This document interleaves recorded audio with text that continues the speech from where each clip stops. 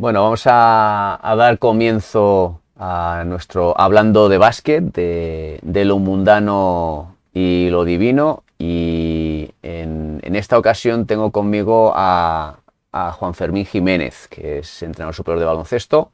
Se va a presentar él y a partir de ahí, pues bueno, empezaremos a hablar de básquet, que es un poco lo que nos trae aquí y el objetivo de estas charlas es, pues eso, hablar de lo que nos preocupa, de lo que nos gusta, de lo que nos disgusta, de nuestra experiencia, de lo que nos apetezca, que tenga que ver con baloncesto.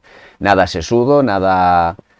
pues bueno, hay gente que se dedica a hacer análisis muy detallados de baloncesto. No es el objetivo de esta charla, es simplemente conocernos, charlar y bueno, contar un poco nuestras experiencias y nuestras vivencias. Muy buenas, Juan Fermín. Buenas noches, Moisés. Pues me llamo Juan Fermín Jiménez, llevo entrenando prácticamente 35 o 40 años ahora mismo. Me cuesta ya calcular las temporadas que llevo dedicado a esto. Y bueno, como bien comentas, soy subentrenador superior desde el año 95 y trabajo en una escuela municipal, de las poquitas escuelas municipales que quedan ya en los ayuntamientos, en un ayuntamiento de la zona sur, en Moraleja del Medio. Y ahí llevo desde el año 96, aunque realmente en el pueblo llevo trabajando desde el año 92, donde llegué a entrenar un equipo senior femenino que había en aquel momento. Luego ya con posterioridad se creó la escuela municipal y allí empezamos a trabajar en el año 96 y hasta ahora.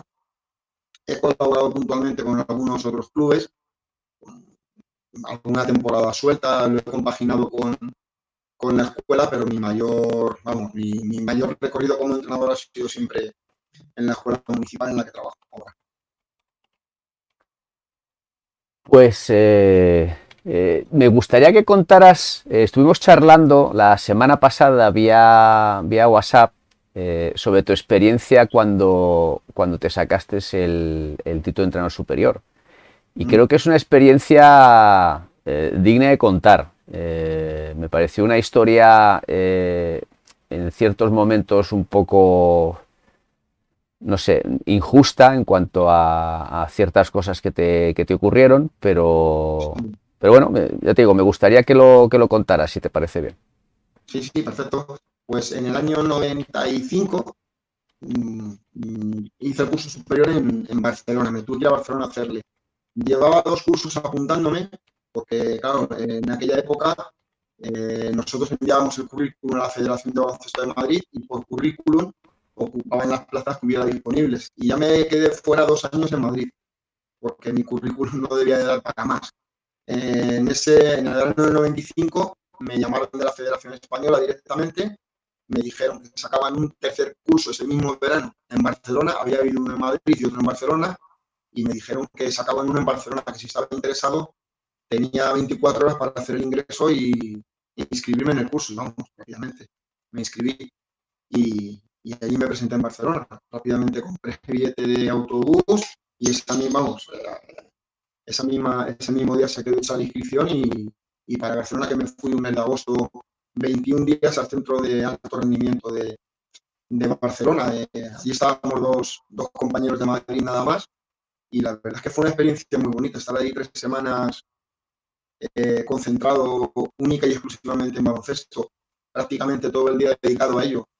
Dormía un par de horas porque yo realmente entendía que era una oportunidad única porque por mi currículum no me habían seleccionado ya 2 años en Madrid y veía complicado tener una nueva oportunidad así, ¿no? Y pues fui a curar, vamos, como un campeón y al final, bueno, pues el resultado fue muy bueno porque me volví para Madrid muy satisfecho del trabajo y luego cuando recibí la llamada de la Federación de Baloncesto diciéndome que había aprobado el curso, pues bueno, pues la satisfacción fue enorme porque, bueno, yo había tenido relativamente poco recorrido en el baloncesto, siempre había trabajado en la base, muy lejos de la élite, de equipos de un nivel un poquito más avanzado y bueno, pues yo entendía que lo que currara era el premio que iba a tener.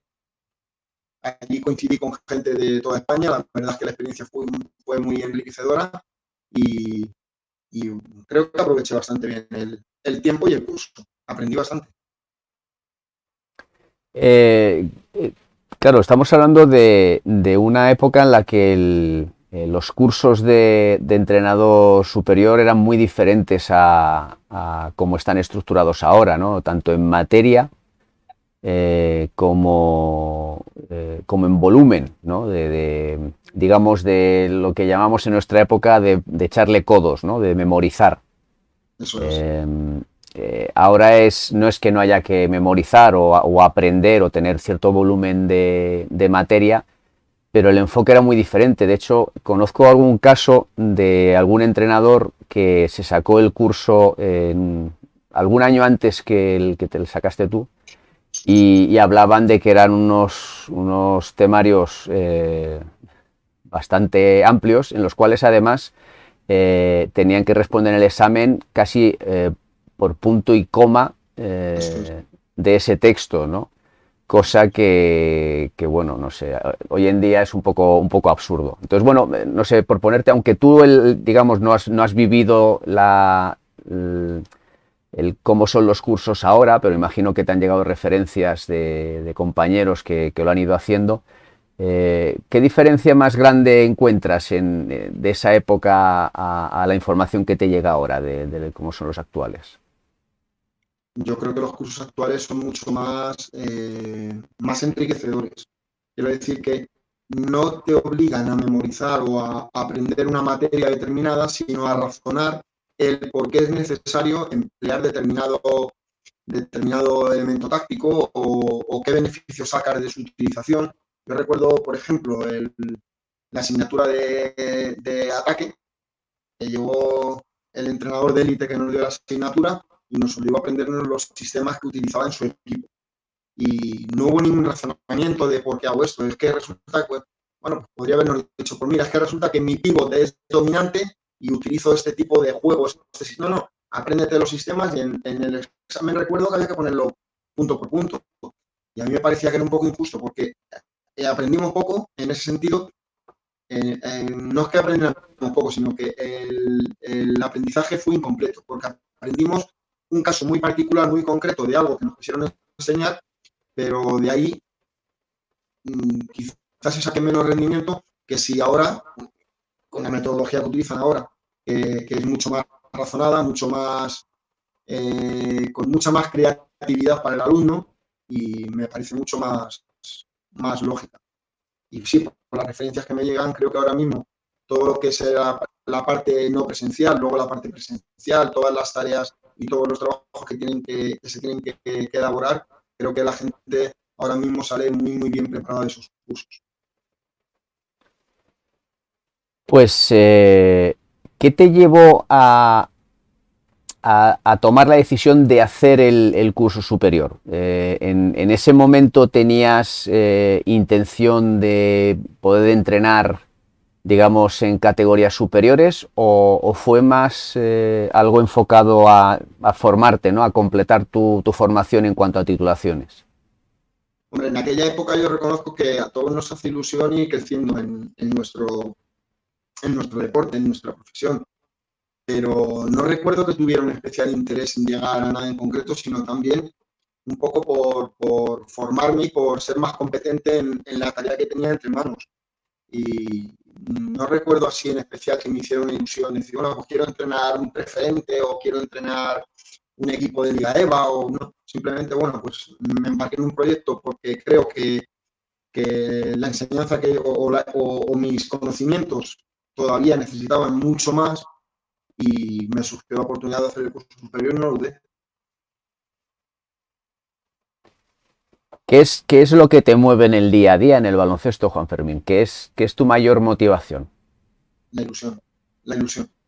Yo entrar por la puerta del pabellón a las 3:30 de la tarde, ponerme a colocar el material que necesito, las canastas, y ver cómo a las 4 de la tarde ya empiezan a llegar los pequeñitos de baby basket con 5 añitos, con la ilusión que llegan, la sonrisa y tal, eso es una gasolina tremenda para mí. Y bueno, yo es que por las características de mi puesto de trabajo donde llevo tantísimos años, un poco es el cariño de la gente y el grupo para el que trabajo. Y ese grupo de trabajo, ¿llevas muchos años con el mismo o ha habido cambios, pues, bueno, como hemos hablado tú y yo en alguna ocasión, ¿no? Por comentarios o charlas que hemos tenido de la asociación en cuanto a nuestra profesión, ¿no? De la gente que se puede dedicar a ello en exclusiva o no y que, oye, te llevan por otros caminos y no puedes continuar. Entonces, ¿tienes un grupo, digamos, de trabajo con el que llevas muchos años o de cuando empezaste ahora no se parecen nada? En cuanto a compañeros y a monitores, estoy yo solo ahora mismo en la escuela. Estábamos tres y por circunstancias que no vienen al caso, pues ahora mismo estoy trabajando en la escuela yo solo. Y durante los primeros años, pues sí era un grupo de trabajo estable y estaba era un grupo muy majete, éramos tres monitores y había muy buen ambiente de trabajo, pero a partir del 2015, creo que fue 2014-2015, el único monitor en la escuela que queda soy yo. Entonces, llevo toda la escuela yo solo. Desde Baby Basket a Senior, soy el único monitor que hay en la escuela. Y respecto a los chicos de la escuela, la verdad es que somos una escuela con una, por así decirlo, con chicos con trayectorias largas. Yo ahora mismo tengo chicos en el equipo senior que han empezado conmigo en Baby Basket. Yo sé que esto en muchos ámbitos de nuestra profesión dice, bueno, eso es una locura. Bueno, yo respeto todas las opiniones, pero es verdad que al ser el único monitor que hay en la escuela, pues van pasando por mí año tras año y yo intento cada año, claro, eso me obliga a mí a formarme y a estar continuamente preparando tareas nuevas y tratando de enriquecer al máximo a los chicos, porque si yo me quedara con los conocimientos de un año para otro, pues fíjate, todos los años enseñaría lo mismo. Y yo lo que trato es que, ya que tenemos el hándicap de que los chicos tienen que pasar conmigo muchos años, trato de que cada año sea un poquito mejor lo que yo les intento enseñar. Cambio en metodología, cambio en contenidos. Bueno, pues eso es un poco el caballo de batalla que yo tengo al estar yo solo trabajando en la escuela. Por lo tanto, esta situación actual del COVID te tiene que haber afectado muy especialmente, ¿no? Tiene que ser un trabajo adicional y un estrés importante. Bueno, lo que pasa es que volvemos al principio de la conversación. La ilusión es muy importante en nuestro trabajo. Yo no concibo nuestra profesión sin la ilusión. Uno puede ir a su puesto de trabajo y estar más o menos contento, pero en nuestro puesto de trabajo, si no estás contento a disgusto, es imposible hacerlo. Es totalmente incompatible. Entonces, bueno, sí es una circunstancia que a mí me obliga a estar un poquito más, pues, más precavido, más atento a todos los detalles del protocolo. Tengo que estar continuamente limpiando el material. Pero vamos, tampoco me ha supuesto una cosa demasiado especial. Lo que sí que estoy muy contento es que nosotros mantenemos el mismo ratio de niños antes, durante y después de esto. O sea que es un dato muy esperanzador de cara al futuro, porque yo sé que otros compañeros y otras actividades propias también dentro de nuestro municipio ha habido un descenso importante de alumnado y nosotros seguimos exactamente con la misma cantidad. No hemos tenido alguna baja, algún niño que por circunstancias no ha continuado en la actividad, pero es verdad que se ha compensado con la incorporación de bastantes niños. Bueno, los protocolos hay que cumplirlos y es verdad que hay que limpiar bien los balones, hay que mantener la distancia de seguridad, hay que estar un poquito más atentos, sobre todo pensando en el bien de los chavales, que es lo más importante. Pero no ha supuesto ninguna alteración de la rutina demasiado. Bueno, ahora con los horarios, lo único que hemos tenido que cambiar algunas clases de 9 a 10, pues se han tenido que reubicar a otros días, incluso, bueno, pues algún domingo hemos tenido que habilitar algún espacio para algún entrenamiento, pero bueno, tampoco es una cosa insostenible, se hace todo con mucho gusto. Vamos a hablar de un baloncesto que, digamos, que no te afecta directamente, ¿no? Que es un poco no sé, a nivel aficionado. ¿Qué es lo que más te mueve como aficionado del baloncesto? ¿Qué es lo que más me mueve como aficionado del baloncesto? O sea, ¿qué es lo que me engancha, por ejemplo, a poner la tele y ver un partido? Eso es. La calidad de los jugadores. O sea, a mí me encanta ver acciones, ver jugadores con talento en la pantalla y también soy muy de entrenadores. No soy fiel a ningún equipo. Yo veo, me da igual el equipo que esté jugando en la tele, si lo que veo me atrae visualmente, es una cosa interesante, veo detalles tácticos y técnicos que me ayuden a mí a mejorar y a nutrirme, me da igual el equipo que esté jugando, yo me engancho y lo veo. Sobre todo eso, aprender, ver detalles. Yo me fijo mucho en los movimientos de los pies, me fijo mucho en el trabajo de fintas, cómo salen de un bloqueo, detalles de trabajo defensivo, o sea, todo lo que sean detalles que aporten al juego y de los que yo pueda aprender, a mí me tendrá siempre enganchado delante de un televisor.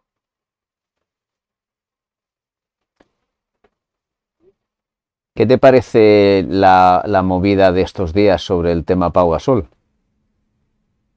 Bueno, pues que estamos todos deseando ver a Pau otra vez por el cariño que le tenemos y por lo que representa nuestro deporte, pero yo no sé si ahora mismo él está en condiciones de empezar a jugar o no, porque es cierto que ha habido una filtración de una información sobre su posible fichaje por el Barça, pero él mismo ha desmentido que se vaya a incorporar inmediatamente y parece ser que hoy he leído por ahí también que han dado un poquito, tenía un cierto malestar con la directiva de Barcelona por haber filtrado la noticia. Hombre, yo ojalá venga, porque es un jugador que nos va a aportar muchísimo. O sea, va a poner en el escaparate el baloncesto en ciertos ámbitos donde ahora mismo quizás seamos un plato residual, un segundo plato, porque Pau Gasol es un referente mundial y mucha de la gente que no se acerca a nuestro deporte solamente por el hecho de ser Pau Gasol nos va a prestar atención. Sí, no, yo estoy convencido que si finalmente viene, bueno, como siempre ya sabes que habrá voces críticas porque, oye, el ser humano es crítico por naturaleza, ¿no? Y luego están los que el hecho de que esté en el Barcelona pues ya será motivo de discusión, ¿no? Pero a mí me parece un notición. Sí, Hoy eh, he escuchado el programa de la SER con Daimiel, que le estuvieron preguntando sobre el tema. Y luego no sé qué otro periodista entró en Antena y hablaba de sí, que en principio Pau Gasol está, entre comillas, confirmado, pero que esto ha sido una cagada, básicamente,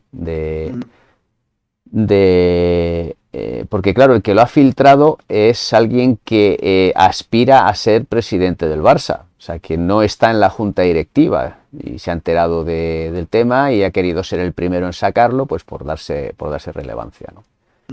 Eh, Pinta, por lo que dicen, que la intención es que sí, pero parece ser que llevan negociando muchos meses. O sea, es algo que han estado tranquilamente negociando. Y comentaba Daimiel que a Pau Gasol también posiblemente le molestaba sobremanera el hecho que se comentara el dinero por el que iba a venir, que es parece ser que el mínimo, es decir, le tienen que pagar, no puede venir gratis, le tienen que pagar obligatoriamente, son 30.000 euros.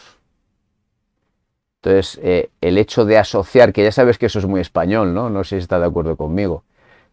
Siempre se asocia o se pregunta, oye, ¿tú cuánto cobras? No sé si es porque yo tengo que cobrar más que tú o me parece injusto lo que cobres, ¿no? En el caso de Pau, que Pau va a venir a jugar al Barcelona por 30.000 euros. ¡Qué vergüenza! ¿No? Eh, no sé, la verdad es que es una situación, lo comentaba en el podcast este que hacemos con un par de amigos, que es sí, un os escucho. podcast, ya saber, relajado Sí. y un poco bobo muchas veces. Eh, bueno, comentaba eso, que a mí particularmente me apetece mucho y es una sensación parecida a cuando Pau fichó por los Lakers, ¿no? Que lo comentaba en el podcast. Por el tema del triángulo ofensivo, la inteligencia de Pau, y de hecho, bueno, se confirmó que era el engranaje en ese momento que era perfecto, ¿no? Eh, eh, que Pau venga al Barça como si viene al Madrid, como si viene a da igual. O sea, el hecho de que vuelva a Europa, de que juegue Euroliga, que además ahora hay una fecha importante, es decir, antes del día, creo que es el 26, se cierran las licencias en Euroliga. Entonces, claro, si a lo mejor no se hubiera filtrado esta noticia, se contrata a Pau oficialmente, se le da de alta la licencia y el por si acaso lo tienen ahí. Ahora, a lo mejor todo esto ha derivado en una dificultad mayor, ¿no? Pero bueno, Mm. al final se habla de baloncesto, ¿no? Sí, es lo que importa. Claro, Lo importante es que se hable de baloncesto, efectivamente. porque yo creo que el hecho de que Pau Gasol se puede incorporar a nuestra competición, aunque son unos meses, seguro que a los niños pequeños, que muchos de ellos no le han visto jugar aquí todavía, les va a hacer una ilusión tremenda y eso, todo lo que sea ilusionar, es bueno para nuestro deporte. Sí, sí. Y a la Liga Endesa le vamos, eso es una bendición absoluta. Mm. Eh, Euroliga, aunque económicamente es potente, al no haber público, el Barcelona, por el tema de lo que trae Pau a nivel mediático, o sea, es que los 30.000 euros, estos de la discordia, ¿no? De la gente que le molesta que diga que Pau, es que, digamos, la discusión o el comentario, no, yo creo que no iría por ahí, es que económicamente es posible que salve la temporada del Barça si viene Pau Gasol. Seguramente. Claro. Atraer a sponsor Mm. y eso tendrá una repercusión. Quizá el Barcelona sea una forma de ingresar dinero, porque por mucho que Pau Gasol cobre, seguro que va a ser algo para él testimonial, porque yo no creo que Pau Gasol necesite ahora mismo ni 30.000 ni Pau Gasol por dinero seguro que no viene a jugar a Europa. Le tiene que No. mover otra cosa. Está claro que le mueve ponerse en forma para hacer su último servicio a favor de la causa, porque nosotros creo que el baloncesto español le debe muchísimo, muchísimo a Pau Gasol y sería una forma muy bonita de que se retirara jugando ya la Olimpiada y estando los últimos meses aquí en la Liga CB. Porque vamos, una pena que vaya a ser sin público, pero imagínate la que se liaría pabellón por donde vaya el Barça con Pau Gasol. Bueno, eso puede ser la bomba. Eso puede ser la bomba. Sí, mira, antes comentabas que cuando te he preguntado qué es lo que te motiva para como aficionado, ¿no? Y me comentabas que veías partidos, te fijabas en los movimientos de los jugadores, movimientos de pie, etcétera, ¿no? Eh, yo no veo partidos de baloncesto en general. Es decir, la selección no me la pierdo, me encanta, Mm. de siempre. Es decir, yo me he tragado los mayores fracasos y las mayores victorias de la selección. Y estoy hablando del angolazo y el chinazo.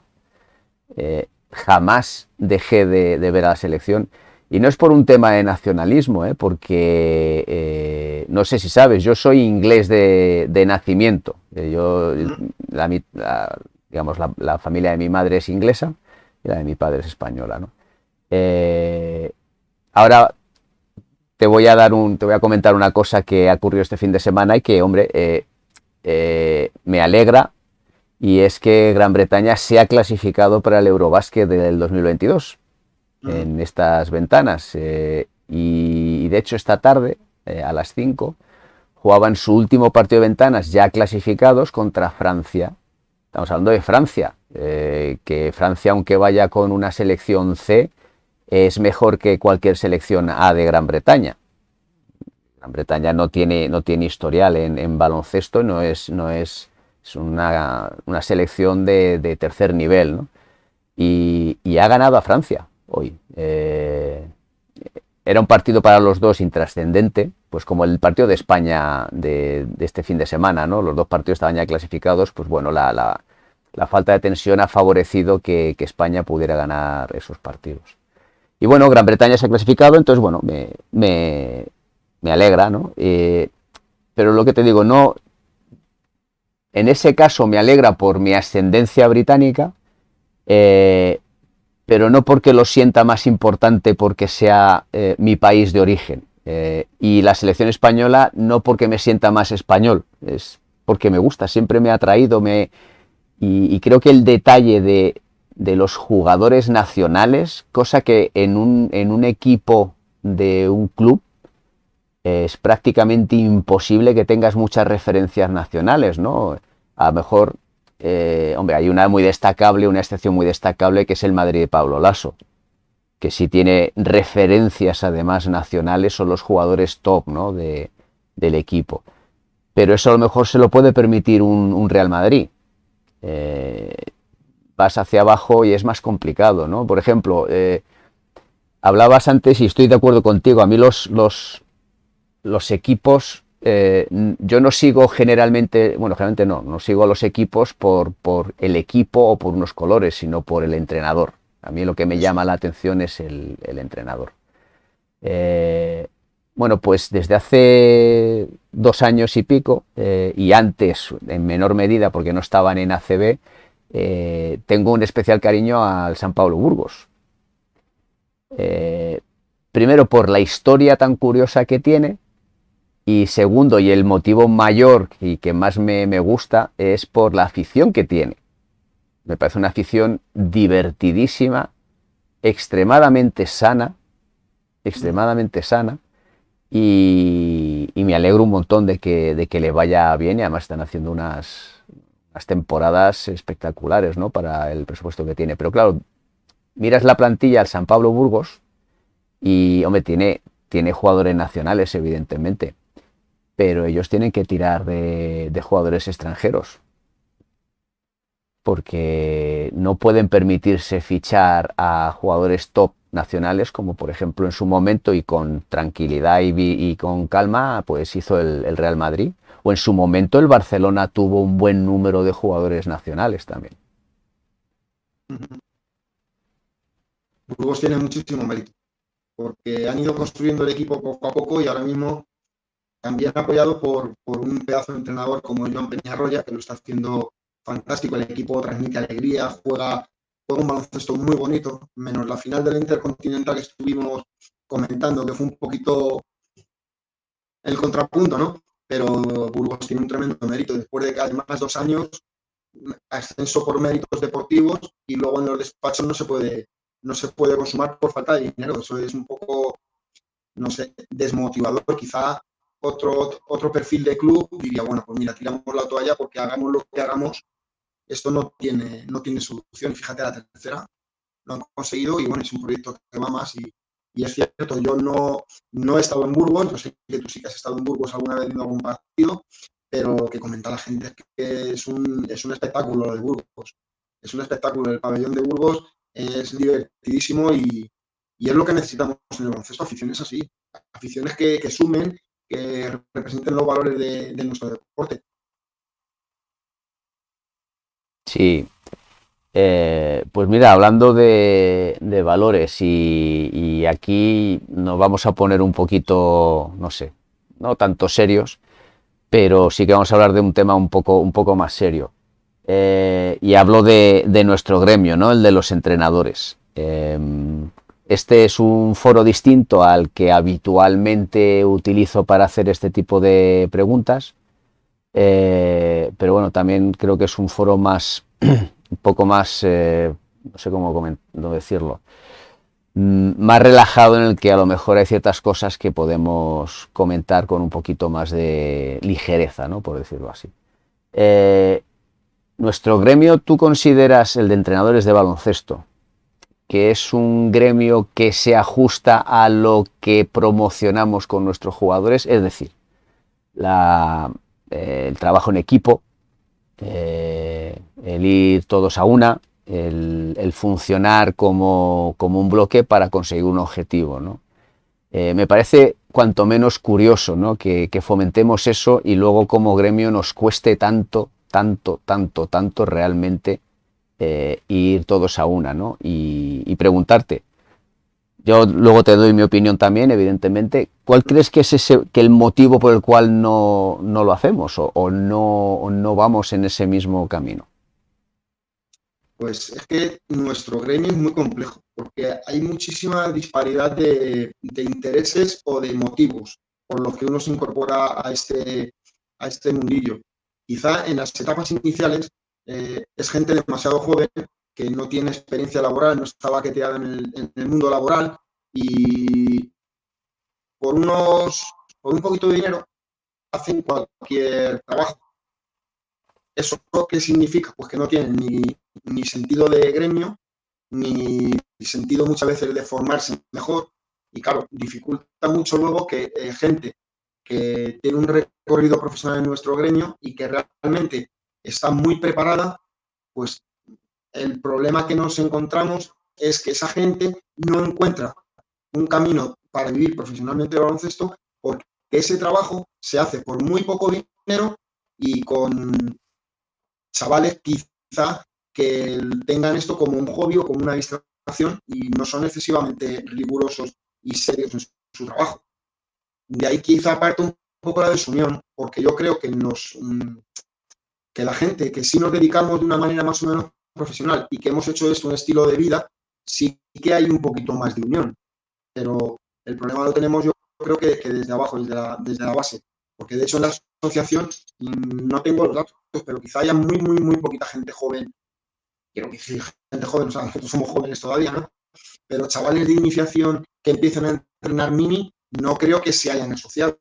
Yo creo que el núcleo de la asociación somos gente que tenemos ya un recorrido y una trayectoria en el mundo del baloncesto.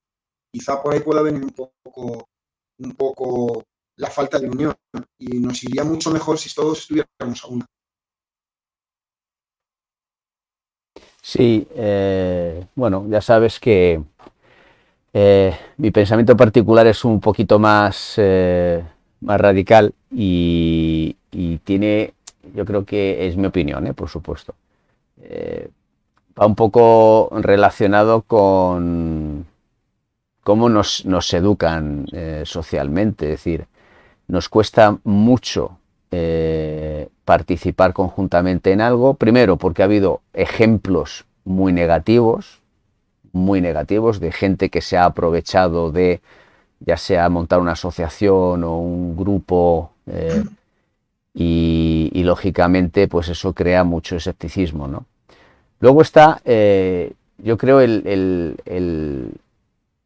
propio germen de lo que nos dedicamos, que es competir, ¿no? Pero ahí también entro yo creo que entramos en otra contradicción. Eh, eh, Evidentemente hay gente que compite y su forma de competir no es nada formativa, sino todo lo contrario, es competir y ganar a cualquier precio y de cualquier manera. Mira, hay una frase que me gusta mucho de Davor en sus charlas, que habla, sobre todo cuando habla sobre todo de niños pequeños, ¿no? De la formación, de los chavales jóvenes, de que lo importante es trabajar con ellos y que ganar no es lo importante y lo dice total y absolutamente en serio. Estamos hablando de que Davor ha ido a campeonatos de España, a campeonatos de Madrid, ha ganado finales de Madrid, es decir, ha jugado partidos importantísimos con jugadores jóvenes, pero él en la base entiende que la formación va por delante de todo lo demás por un objetivo, que es lo que más me gusta de esa frase, que es que luego dejen de jugar a baloncesto el mínimo de chicos y chicas posible. Es decir, que Sí. tengan la mejor experiencia posible, con la mayor calidad posible que les podamos transmitir, para que ellos luego, de una manera o de otra, sigan enganchados al baloncesto, ya sea como entrenadores, como anotadores, como árbitros, como directivos de un club, como lo que sea, ¿no? Es decir, que no lo dejen, que no lo dejen. Entonces, vuelvo a lo de antes, entramos un poco en conflicto porque claro, el mero hecho de lo que hacemos implica competición. Y hay mucha gente que confunde competición con ganar. Tú tienes que aprender a competir. Entonces, claro, ¿cómo podemos competir entre nosotros cuando se supone que vamos todos para el mismo objetivo? Entre comillas todos, porque como bien has dicho tú antes, es verdad que hay muchos chavales jóvenes que empiezan a entrenar. El objetivo en su cabeza no es dedicarse a ello. Primero porque eh, no tenemos referencias, eh, digamos, que no estén en élite, que nos digan, oye, es que de esto, si tú quieres, puedes vivir, porque la legislación es correcta, está bien, cosa que, como tú bien sabes, no es así, eh, que económicamente va a estar remunerado con justicia, sabes que eso no es así. Entonces, claro, se complica todo mucho, ¿no? Pero claro, para poder conseguir ese tipo de cosas, tenemos que intentar luchar por ello, ¿no? Eh, Cierto es que los que más años llevamos podemos tener un poco más la capacidad o el criterio de decir, venga, vamos a intentarlo, pero también tenemos muchas manías adquiridas. Yo creo que el enganche mayor sería intentar conseguir a chavales jóvenes, que es muy complicado, ¿no? Muy complicado porque si ellos creen en ello y luchan por ello, ellos van a ser los que van a dar más músculo y fuerza siempre, ¿no? Claro. A mí lo que me produce mucha tristeza y mucha pena es que una familia sea capaz de invertir una determinada cantidad de dinero en formar culturalmente a su hijo, pero cuando estamos hablando del mundo del deporte, no se ve el valor añadido que le genera esa actividad. Y son muy reticentes a pagar una cantidad, ya no digo igual, semejante. Entonces, igual que pagamos por unas clases de inglés o por unas clases de extraescolar de matemáticas, X dinero, cuando a la hora del deporte no estamos muy alejados de la situación en muchos sitios donde no es que el deporte debe ser gratis. Hombre, el deporte no debe ser gratis. El deporte, ¿qué valor aporta a la calidad de vida de tu hijo? ¿Qué le aporta el deporte? ¿Le forma como persona? ¿Le aporta unos valores? ¿Cuánto valen esos valores? ¿Cuánto vale el trabajo del profesional? ¿En manos de qué profesional estás dejando a tu hijo? Porque tú estás dejando en manos de una persona durante 6 o 8 horas a la semana a lo que más quieres, que es tu hijo. Entonces, ese profesional debe estar bien informado, debe de tener una responsabilidad, debe tener una capacidad y evidentemente eso en cualquier profesión se traduce en dinero. Se traduce en dinero. O sea, no puede ser que el monitor de baloncesto reciba una compensación que en muchos de los casos no le vale o no le compensa ni tan siquiera el gasto que invierte en transporte. O sea, me parece dramático en la época que estamos que eso esté sucediendo. Sí, y en esta situación en particular, en la actual, Sí, sí. se agrava Tenemos mucho más. muchos casos de compañeros que el día 14 de marzo del año pasado, cuando se cerraron las instalaciones, se fueron a casa, con una mano delante y otra detrás. Y a mí me parece una situación injusta. Hablaba no hace mucho, estuve en un foro de entrenadores de otra comunidad de Madrid también, y me llamó mucho la atención que uno de los clubes insignias de esta región, pues decía que, claro, que era un tremendo follón el tema de tener a todos los entrenadores asegurados, contratos y demás, y me llamó mucho la atención, digo, bueno, madre mía, si de este club hay jugadores que están en ACB, ¿cómo se puede abanderar todavía el tema del voluntariado compensado o como se llama esa figura no sé cómo se llama esa figura, la verdad, porque bueno, yo tengo la suerte de que tengo contrato de trabajo y estoy bastante protegido y, bueno, de hecho trabajo en un organismo público, con lo cual, bueno, pues mis condiciones son, dentro de lo que cabe, son unas condiciones bastante buenas. Pero claro, a mí me llama mucho la atención de gente que quiera iniciarse un camino en esta profesión y estén a expensas de que el club de turno les pague o no les pague o eso, o que por cualquier circunstancia te veas en la calle de hoy para mañana y no tienes nada, ni paro, ni... Entonces, también es verdad que cuesta mucho tomar la iniciativa de intentar abrirte camino sin una garantía económica y laboral. Sí, estoy de acuerdo, pero ¿no crees también que muchas veces, a lo mejor la edad que tenemos tú y yo ahora es un poquito más complicado, que a lo mejor tampoco es excusa, ¿no? Pero ¿no crees que eh, en general la gente es poco atrevida o poco aventurera en ese sentido? Porque esto, por ejemplo, viene a colación de las distintas entrevistas que he ido haciendo con la asociación, hablando con entrenadores que están fuera de la Comunidad de Madrid, que decidieron un día coger el petate e irse fuera, ya sea fuera de la comunidad o incluso fuera de España, ¿no? Y están todos de acuerdo en lo mismo, ¿no? Que al final están donde están y hicieron lo que hicieron en su momento porque tomaron una determinación y se arriesgaron, ¿no? A riesgo de tener que volver con una mano por delante y otra detrás. Repito, es fácil decirlo, ¿no? Hombre, yo a mis 47 años, si me surgiera una oportunidad buena, me lo pensaba. Pero hace 20 años, si me hubiera surgido una oportunidad buena, ni me lo pensaba, ¿no? Las condicionantes, evidentemente, son otras ahora que entonces. Pero bueno, muchas veces a lo mejor nos falta también valentía. Y es arriesgado porque nuestra profesión en este país es muy inestable, con una inseguridad muy grande. Pero bueno, si hay gente que es capaz de hacerlo, quiere decir que se puede. Sí, sí.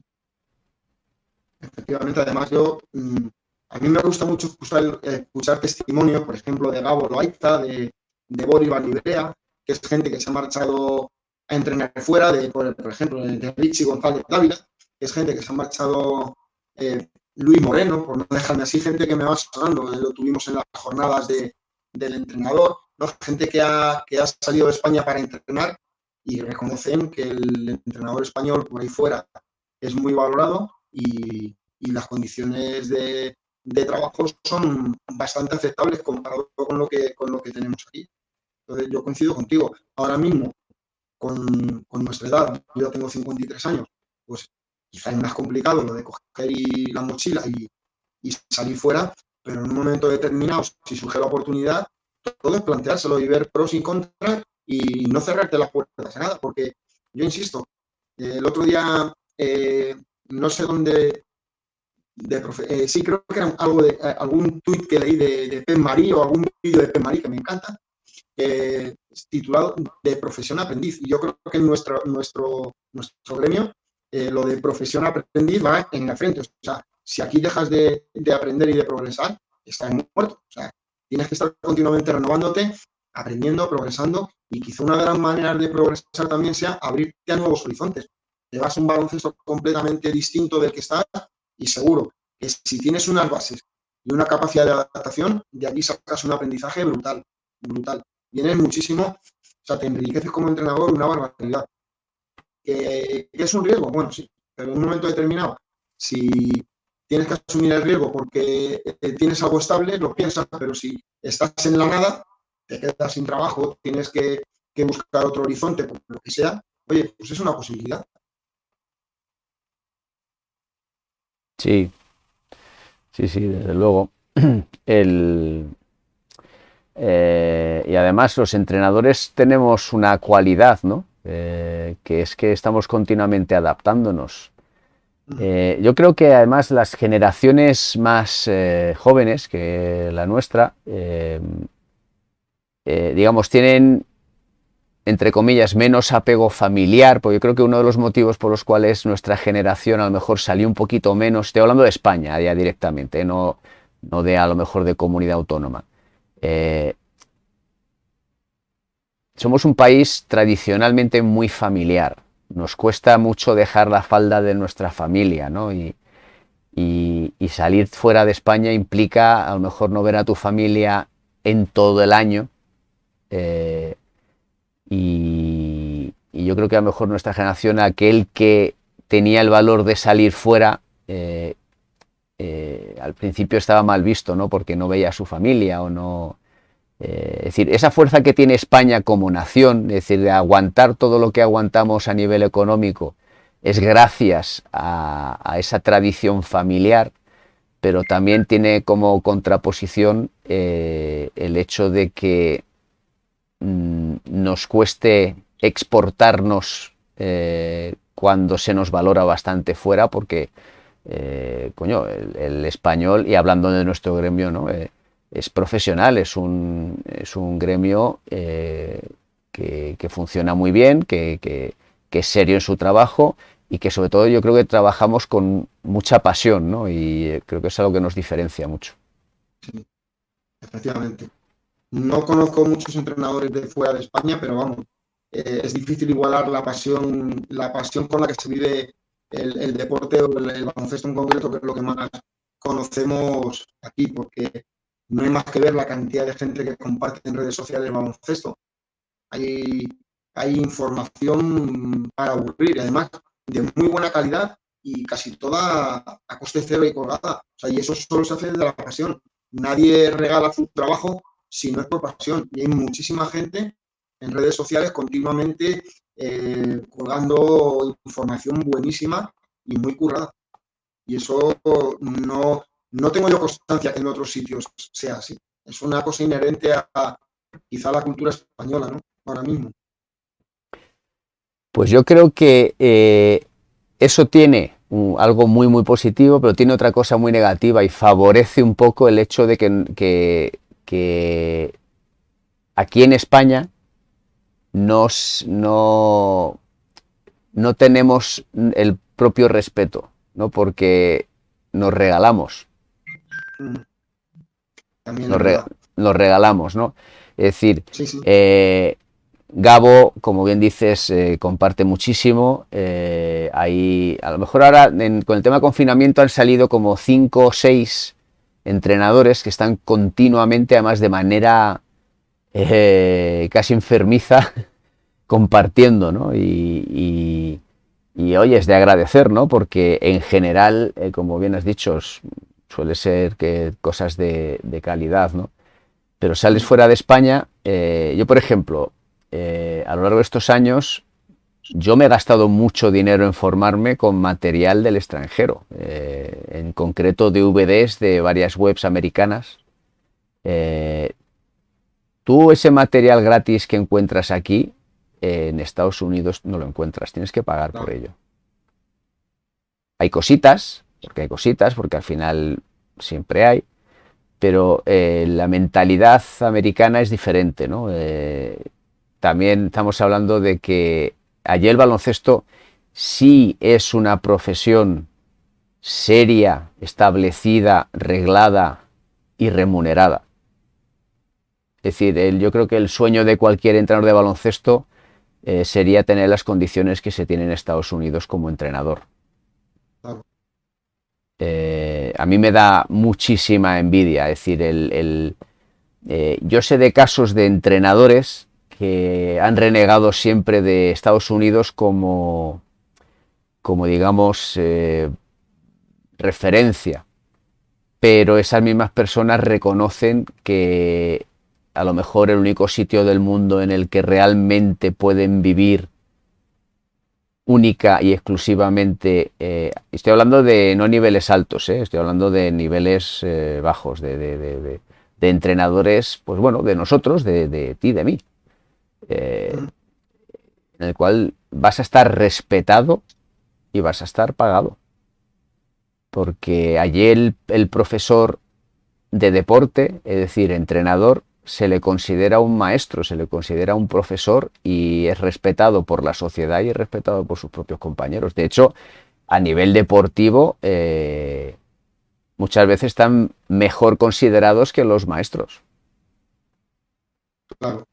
Yo aquí uno de los problemas que veo en España y por los que quizás no se invierta dinero en formaciones porque los salarios de nuestro gremio no van para ello. O sea, un chaval que cobra, en el mejor de los casos, 300 euros por entrenar un equipo o un par de equipos en un club, no puede apartar todos los meses a lo mejor 50 euros para formarse o 100 euros para formarse. Si nuestros salarios fueran un poquito más altos, tuviéramos una mejor recompensa económica por nuestro trabajo, quizás sí podríamos ir a un escenario donde la formación estuviera pagada de alguna manera. Pero claro, aquí en España pues nos tenemos que nutrir un poco de todo lo que se mueve por redes sociales. Como bien tú dices, hay cosas muy buenas y hay cosas muy malas y con el tiempo es verdad que aprendes a discriminar. La situación de los entrenadores, por ejemplo, en Estados Unidos es idílica. O sea, el deporte en Estados Unidos es otro mundo completamente distinto comparado con lo que tenemos aquí. Ya solo el hecho de poder compaginar estudios y formación deportiva, claro, cuánto talento se va de España a Estados Unidos precisamente para poder seguir formándote como deportista, pero también como pues un trabajador o una carrera universitaria o en otro ámbito. Porque aquí en España es prácticamente inviable. Es prácticamente inviable. Sí, mira, pues curiosamente, en estos días he asistido a unas presentaciones a través de Zoom de una empresa que se dedica a proporcionar o campus o estancias con familias o incluso acceso a becas universitarias para jugadores de baloncesto. Y, y esto no es tanto por, no hago el comentario tanto por el tema de los jugadores de baloncesto, que la verdad es que es impresionante las cosas que pueden hacer allí, sino cuando en la presentación te hablaban de cómo plantean las competiciones, de dónde se juegan esas competiciones y de lo que hacen, eh, había una imagen que me llamó muchísimo, muchísimo la atención, que era un hall de un hotel en el que se celebran ferias, con lo cual imagínate el tamaño de ese hall, en el que montaban, eran 1, 2, 3, 4, 5, no sé si eran 9 o 10 pistas de baloncesto en las que jugaban torneos y explicaban que esos torneos empezaban un jueves y terminaban un domingo. Y claro, por allí te garantizaban, a los chicos les garantizaban un mínimo de 3 partidos en 2 días, y dependiendo de hasta dónde llegaran en los partidos, pues jugarían los 4 días, ¿no? Pues estamos hablando de que concentraban en 4 días una cantidad de partidos ingente en unas instalaciones pues que no eran pabellones, no eran ni siquiera naves industriales, sino era el hall de un hotel, ¿no? Fíjate. La foto, a ver si la encuentro y te la mando. Espectacular, o sea, era absolutamente impresionante. Hablando de becas, hablaban de que las universidades americanas, hablando de las distintas tipos de competiciones, y la más conocida es la NCAA, pero hay más competiciones, hablaban de que había un acceso a hasta 1.800 universidades. Madre mía. Madre mía. Y hablando de que todo esto era enfocado hacia el ámbito deportivo, ¿no? Es decir, las oportunidades que te surgen, la competición la competición para conseguir becas es ingente, ¿no? Hay una cantidad de gente tremenda, pero también hay una cantidad de oportunidades impresionante, ¿no? 1.800 universidades, o sea, no era capaz de hacer números en mi cabeza para poder asimilar eso. ¿Cómo es posible, no? Pero bueno, es la estructura que tienen ahí. Entonces, claro, los entrenadores hablaban de, por ejemplo, a mí me parece una cosa muy curiosa. Decían que allí los jugadores no realizaban trabajo de técnica individual con sus equipos, que con sus equipos realizaban entrenamientos de táctica para preparar partidos, y el que quisiera mejorar técnicamente se tenía que buscar un entrenador personal para realizar esos trabajos de técnica individual. Ujú. Impresionante. Sí, sí. Tenía que invertir en su propia formación, al Sí, sí. margen de, al margen del juego de equipo. Claro, pero yo, por ejemplo, me venía a la cabeza eso es más trabajo para más entrenadores, ¿no? Es decir, Sí, tienes el entrenador de su equipo en el cual trabaja de una manera global, ¿no? Y luego ujú, el jugador o jugadores buscaban entrenamientos con entrenadores especializados en técnica individual para mejorar en ciertas facetas, ¿no? Pero claro, eso realmente solo lo escuchamos en élite, ¿no? Por ejemplo, el jueves, que va a estar Hugo López en la charla con Davor, sí. Hugo López ha estado varios veranos trabajando con Sergi Vaca a nivel particular, ¿no? Claro, pero dices, vale, estamos hablando de Sergi Vaca, estamos hablando de NBA, estamos hablando de profesionales, ¿no? Sí, pero en Estados Unidos, tú y yo, como entrenadores, si queremos trabajar a nivel individual, podemos. Puede ser una forma de ingreso adicional a nuestro trabajo con un equipo, por ejemplo, ¿no? O directamente, yo conozco empresas en Estados Unidos que se dedican única y exclusivamente a proporcionar trabajo individualizado. Me parece estupendo. Me parece estupendo. Uh Claro -huh. que sí. Además, ahí tienes la libertad de que cuanto más quieras invertir en tu futuro, mejor para ti. Tienes, aquí en España estás un poco supeditado a que tu equipo tenga unas determinadas horas de trabajo y puedas hacer un determinado tipo de trabajo, incluido en el equipo en el que estás, porque esa figura no la tenemos, salvo los famosos academy. Estados Unidos es un modelo completamente distinto y me parece una idea genial. Estoy seguro que yo ahora mismo se me viene a la memoria unos cuantos casos de chicos que tengo yo en mi escuela a un nivel muy básico, que si tuvieran esas oportunidades, vamos, seguro que lo aprovechaban, segurísimo, porque son chicos que tienen muchas más ganas de progresar, pero claro, resulta que estás en una estructura deportiva donde entrenas un determinado tiempo a la semana y no hay más, y no hay más, y no te puedes mover de ahí. Me parece una idea fantástica que se pueda facilitar ese tipo de gestión deportiva o de estructura deportiva. Sí, además, hablando de estructura deportiva, los deportes están estructurados de tal manera que no se solapan unos con otros, sino que durante todo el año tú puedes realizar distintos deportes sin que dejes de hacer uno u otro. Es decir, por ejemplo, a nivel profesional lo sabemos por la NBA, la NFL, la NHL y el béisbol, ¿no? Que ellos lo hacen de tal manera que sus partidos o sus épocas importantes no coinciden con épocas importantes de los otros deportes. Pero es que en las categorías básicas allí pasa exactamente lo mismo. Es decir, hablaban de que en high school, por eso escuchábamos muchas veces, por ejemplo, yo creo que era LeBron, ¿no? Podía haber tenido beca en fútbol americano también, porque estuvo jugando fútbol americano y baloncesto al tiempo, ¿no? En high school. Entonces, luego ya a nivel universitario ya no se puede, o sea, eso ya no es prácticamente imposible por tema de horarios y demás, ¿no? Pero bueno, te da la oportunidad de poder practicar varios deportes mientras estás estudiando, en lo cual tienes las facilidades de poder hacer todo lo que seas capaz de hacer y si tienes un nivel encima becado, ¿no? Claro. Que claro, la cantidad de becas que se dan allí no tiene nada que ver con las becas de estudios, por ejemplo, que se dan aquí. Es una diferencia abismal. Está financiado también. Sí, sí, perdona, muy perdona. No, no, decía, no, iba a decir que también está financiado, es decir, allí entra mucho en liza las empresas privadas.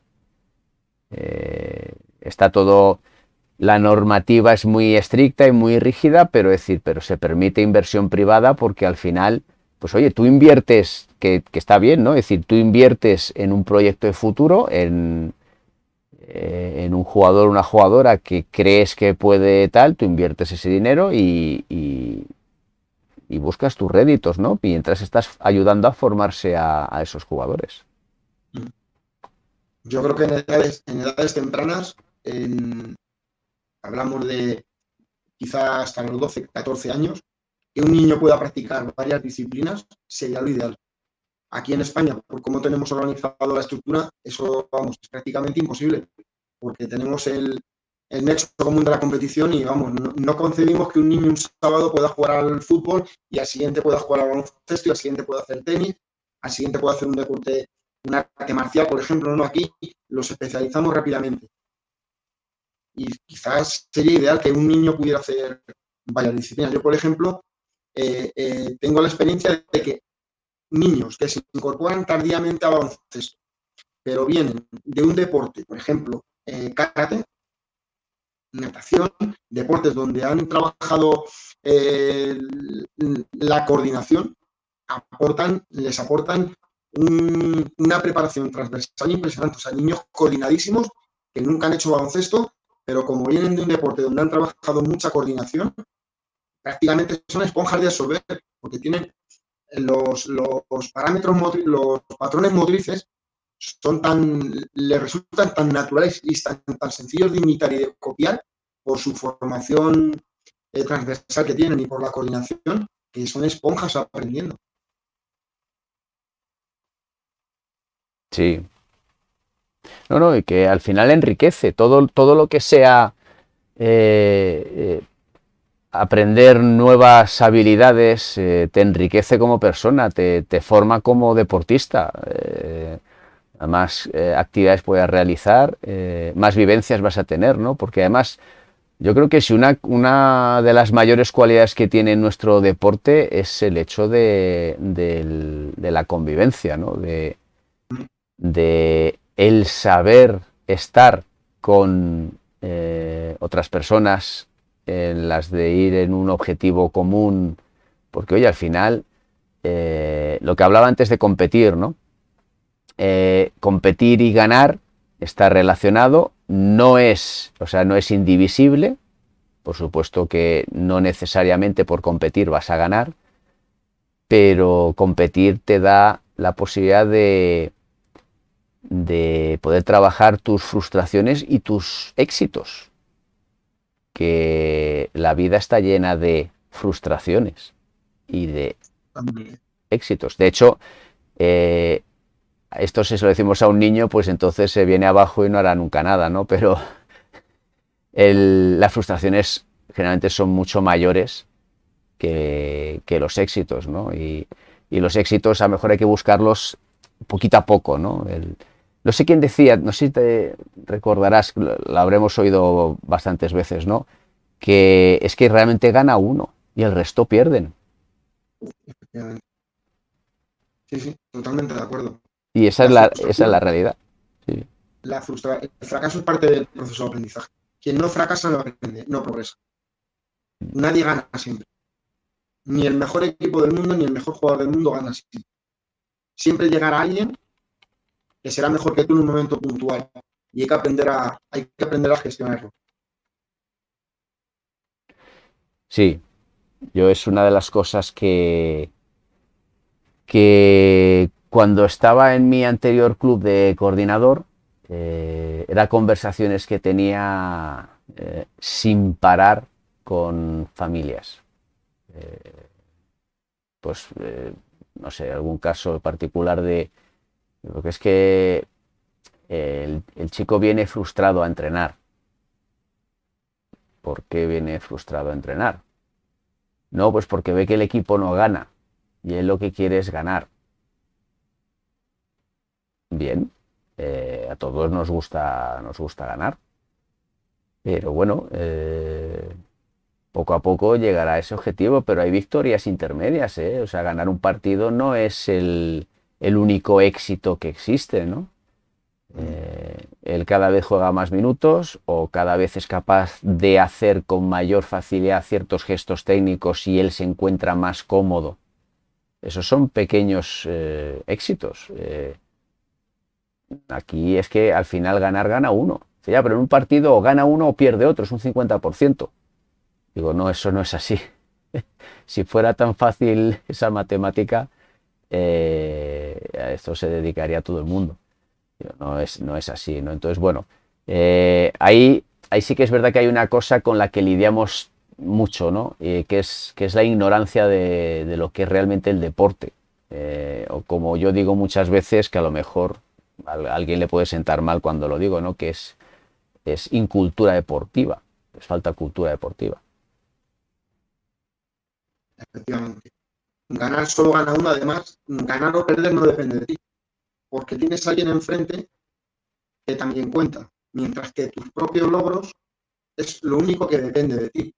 Y además, normalmente tus logros son más cuantificables que cuando te mides contra otro, porque al medirte contra otro también importa mucho el nivel que el otro tiene, mientras que si tú mides tus propios logros, es una medida mucho más absoluta y más, por así decirlo, más fiable de lo que tú estás trabajando, lo que no estás trabajando, o lo que estás aprendiendo, o lo que te falta por aprender. Vamos, tú puedes ser el mejor equipo de tu entorno y salir al pueblo al lado y que te mojen la oreja. Y no es que yo en mi pueblo ya, pero es que en tu pueblo sí, tú eres el mejor, pero a lo mejor vas al pueblo al lado y como hay otro que hace 4 cositas más que tú, ya eres muy malo. Hombre, no.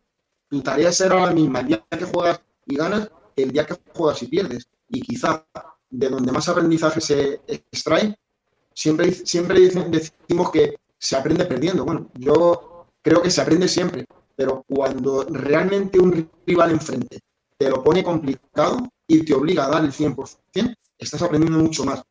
Que de cara a la galería es una derrota, bueno, una derrota hoy, pero a lo mejor mañana no.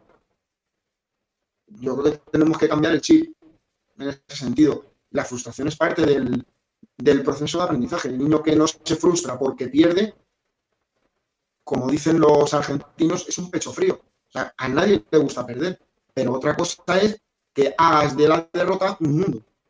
Yo creo que es tan importante aprender a perder como a ganar. Y cada vez que uno pierde, lo que tiene que sentir es el estímulo de qué puedo hacer mejor la próxima vez que en estas mismas circunstancias me enfrente a este rival. ¿Dónde puedo yo crecer para que la próxima vez mis expectativas de éxito sean mayores? Creo que ese es el camino. Pero claro, muchas veces a las familias es muy complicado explicarles esto porque tampoco siempre están al 100% preparados para oírlo o dispuestos a oírlo. Porque hay muchos papás que vienen con el niño pensando que el club tal tiene la fama de que como siempre gana, mi hijo allí va a ser feliz. Bueno, yo tengo un compañero de trabajo de otro ayuntamiento que cuando venían los papás al despacho con parecidas cosas como te sucedía a ti, él les decía, tome nota que le voy a dar una dirección. Y les decía, apunte, Avenida Concha Espinas sin número, Real Madrid, pregunte usted por Florentino, que allí su hijo va a ganar más que aquí, allí ganan siempre. Y claro, pues el padre se queda un poco diciendo, pues bueno, pues al final es un poco eso, gestionar la frustración, aprender a perder, aprender a ganar y no solo fijarte en el éxito momentáneo, sino de cara al futuro, qué es lo que te está aportando el deporte que estás haciendo. Sí, pero bueno, yo creo que eso es una de las labores más complicadas que tenemos. Por ejemplo, en tu caso particular, cuando hablas de los equipos a los que entrenas y como tienes chicos desde pequeños hasta mayores, hay un recorrido largo, tú estás en un proceso desde el inicio hasta, entre comillas, el final, ¿no? En el cual a lo mejor en los inicios tienes muchas de esas conversaciones, pero luego has ido trabajando en educar a esas familias, a esos jugadores, a saber lo que realmente hacer deporte, que implica la responsabilidad, el trabajo, la constancia, el, el poder disfrutar del deporte y luego transmitirlo a los demás, ¿no?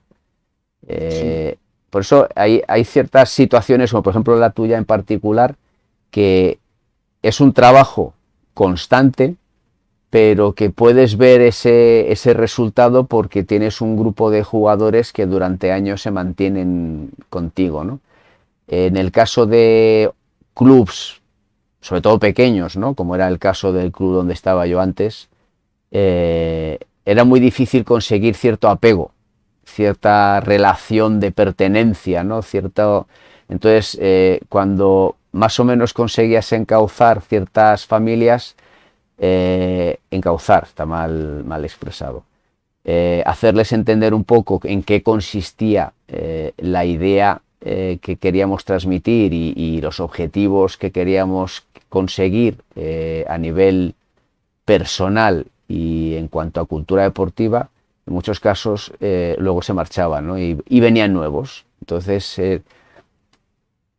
había, digamos, que darse cierta prisa en conseguir que hubiera una relación lo suficientemente intensa y positiva para que realmente entendieran de qué iba un poco la historia, ¿no? Sobre todo gente que no estaba metida en el mundo del deporte, que ya te digo, en el caso de este club pequeño era lo más común porque o los padres no habían hecho nunca ningún tipo de ejercicio físico o era la primera vez que realizaba actividad el claro, chico o la chica, ¿no? Eh, pero bueno, sí. eh, Aquí en nuestro caso es que hay un fenómeno muy curioso, que como son grupos que muchas veces empiezan en baby basket y se van incorporando niños con cuentagotas, se incorpora al grupo un niño en Benjamín, dos niños en Aledín, uno sale, entra un niño entra en infantil. ¿Qué sucede? Pues que la familia nueva que llega a la escuela se mimetiza con las demás. O sea, las demás familias, el buen rollito de la grada, el ambiente y tal y cual, pues ellos mismos empapan de esa filosofía y de nuestra idea a las familias que van llegando nuevas. Y muchas veces no es necesario tener estas conversaciones, porque ellos mismos comprueban cómo funciona la dinámica de nuestro grupo de trabajo, es que eso es como una familia. Y no hace falta, oye, mira, que es que nosotros vamos en esta línea. No, no, si ya lo vi el sábado pasado en el partido. Que aquí, es verdad, se anima, es que si un niño del otro equipo ha hecho una canasta impresionante, con un talento descomunal, nosotros lo aplaudimos. Y entonces, para que viene el nuevo, se queda el primer día y dice, oh, y esto, ya, pero es que el segundo día también aplaude. Y bueno, y muchas veces, pues, no siempre ganamos como es normal, pero el día que perdemos, el aplauso desde el centro del campo a las familias es el mismo, y claro, poco a poco son cosas que van creando una tendencia a decir, bueno, pues aquí se desdramatiza el resultado. Todo ese trabajo que tú comentas que quieres haciendo con la familia, en nuestro caso, pues tenemos a favor eso, que poco a poco las familias nuevas se van mimetizando y hay un núcleo importante de familias que son las que tiran del resto, ¿no? Por así decirlo, cuando se incorpora alguien y hacen un poco de anfitriones, de guías para esa familia. Y yo en ese sentido estoy súper contento con esa tarea. Y luego, otra de las cosas buenas que tenemos es que los chavales van creciendo con una misma línea de trabajo, una filosofía, una forma de comportarnos y lo van mamando. Y claro, cuando llegan a categoría senior, pues es una cosa ya natural en ellos. No hay que decirles, oye, que la filosofía de nuestra escuela es, no, no, si ellos ya saben cómo es. Yo tengo una cosa muy curiosa de un chaval en categoría junior que de repente se incorporó otro chaval de categoría junior, ¿no? Y claro, nosotros competíamos y decía, oye, ¿y nosotros por qué no defendemos en zona para ganar partidos como hacen los demás? Y le salta, si yo no dije nada, y le salta un compañero, es que nosotros en Moraleja no se defiende en zona. Y yo dije, bueno, no se defiende en zona porque, pero no está mal defender en zona, simplemente es nuestra filosofía. Pero bueno, a mí me llamó la atención que el compañero ya lo tenía interiorizado, es decir, nosotros no defendemos en zona, porque la filosofía de nuestro entrenador es esa, acertada o equivocada, pero tenemos una línea. Y eso pues es un poco el resultado de todos los años trabajando en una misma dirección.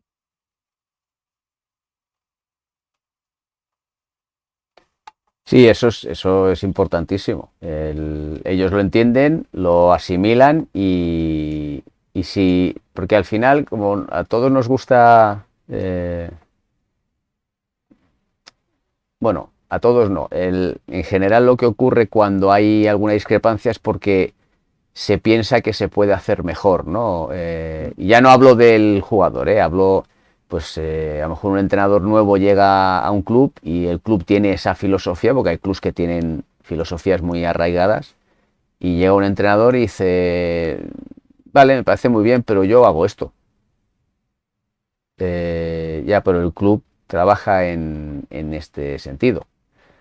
Entonces, ¿tú qué piensas de eso? Es decir, ¿el club tiene que aceptar que tú vengas con ideas nuevas o tú tienes que aceptar que las ideas del club son las que se tienen que mantener? Y no hablo de cambio de filosofía, ¿eh? Es decir, hay líneas muy marcadas, como por ejemplo, hace años todos sabemos que Estudio utilizaba un tipo de defensa determinada y tenía una forma de defender los contactos determinada y siempre era así, ¿no? Creo que los últimos años han abierto un poco más el abanico de opciones, ¿no? Por decirlo así. Eh, pero claro, yo creo que una de las cosas que tenemos el deporte, el baloncesto, es la riqueza y la variedad, ¿no? Entonces, ¿dónde está la filosofía de un club y dónde está la opción de poder meter cosas diferentes hombre, que no rompan ese equilibrio, ¿no? Yo creo que eso es complicado, ¿no? Es una de las cosas más difíciles. Yo ahí, parafraseando a nuestro admirado J, como decía él, hay que sentarse a hablar antes. O sea, el club y el entrenador tienen que hablar antes. ¿Y en qué línea va a ir cada uno? Y tiene que haber un acuerdo. Que los dos estén cómodos. Y si no, pues es mejor, antes de unir caminos, cada uno sigue su trayectoria y no pasa absolutamente nada. Porque, claro, lo que tú comentas, sí, bueno, el entrenador tiene que tener cierto grado de libertad, yo estoy completamente de acuerdo contigo, pero yo creo que los clubes como instituciones permanecen a los jugadores y a los entrenadores. Por mucho que nos creamos que nosotros somos la llave o la piedra filosofal de nada, los clubes son mucho más importantes y están por encima de nosotros. Entonces, llegar a un club y que determinado entrenador rompa un poco con la filosofía, yo entiendo que no, que la filosofía del club debe estar por encima y que si no hay acuerdo, bueno, pues a lo mejor ese entrenador no tendría que haber trabajado en ese club. O, en cualquier caso, si tu filosofía como entrenador está determinada, pero te incorporas a un club y sabes que ese club tiene otra filosofía, o tú te adaptas, o a lo mejor ni el club va a ser feliz, ni tú vas a estar cómodo. Y mucho menos, seguramente, si te incorporas a un club donde durante muchos años ha habido una manera determinada de hacer las cosas y tú quieres romper con ella, probablemente a los chavales les cueste muchísimo trabajo. Si toda su vida los chavales han estado haciendo un determinado gesto técnico, táctico de una manera y tú llegas y rompes diametralmente con eso, ¿cuánto coste tiene eso también para los chavales? A lo mejor tardan todo un año en adaptarse. Por ejemplo, un club que juegue a 24 segundos de posesión, oblígales a correr.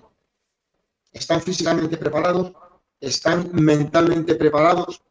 Pues a lo mejor no. Entonces, por eso digo que es fundamental sentarse a hablar antes de empezar el proyecto, que casi nadie lo hacemos, es cierto, que llegas a un sitio y lo primero que haces es ponerte a trabajar con los chavales y a los 15 días tienes una reunión con el coordinador, porque eso es lo habitual, y quizá eso debería ser mucho antes, es decir, estamos en la misma onda, dentro de qué margen de tolerancia, qué margen de iniciativa le concede el club al entrenador. Uh-huh. Sí, eso es importante, antes de tener claras las cosas. Eh, yo, en ese sentido, he tenido varias experiencias. Yo, en todos los clubes en los que he estado, he tenido libertad trabajar lo que yo considerara. No había, digamos, una línea marcada en el club, ¿no? A lo mejor había, más que una línea, había un estilo, ¿no? Por ejemplo, yo en las 3 etapas en las que he estado en Villalba había un estilo que, bueno, realmente pegaba bastante con mi forma de trabajar en cuanto a objetivos defensivos, sobre todo, que era mucha agresividad a balón, muchísima agresividad a balón, y todo lo que pudiera ser correr,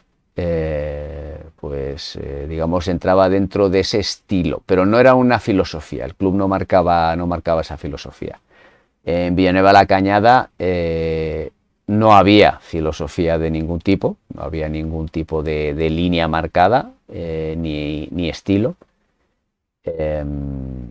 Y Torrelodones, la época en la que yo estuve, ahora ya no lo sé. Ahora es posible que sí que haya algún tipo de línea marcada, pero cuando yo estuve no.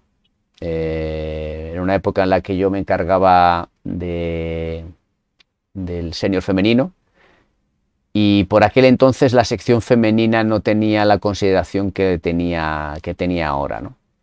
Y de hecho es el último año mío allí.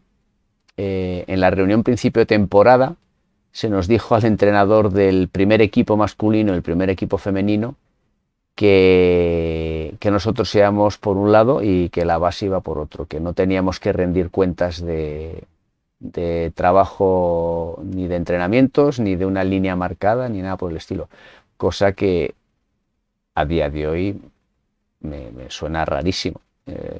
Cómo sube un jugador de categoría inferior al senior si yo trabajo algo diametralmente opuesto a lo que está trabajando, ¿no? Pero bueno, era hace muchos años, fue hace muchísimos años, no tiene nada que ver con el Torrelodones actual. Y bueno, era una forma de pensar. Bueno, te voy a preguntar has nombrado a Jota. Imagino que estás muy contento de que Jota vuelva a ACB, y yo en el caso particular de que además vuelva a Estudiantes, que es su casa. De hecho se lo puse en un tuit.